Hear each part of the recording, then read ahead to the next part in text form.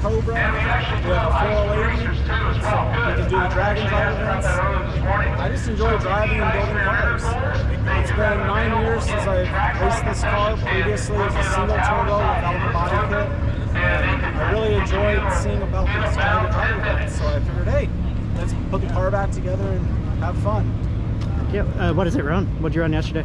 Yesterday we spun on the line. We ran a 9.5 at 171. Nice, very cool.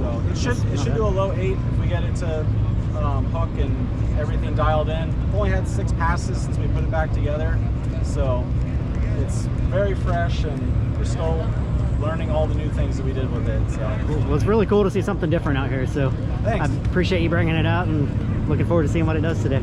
Thank you.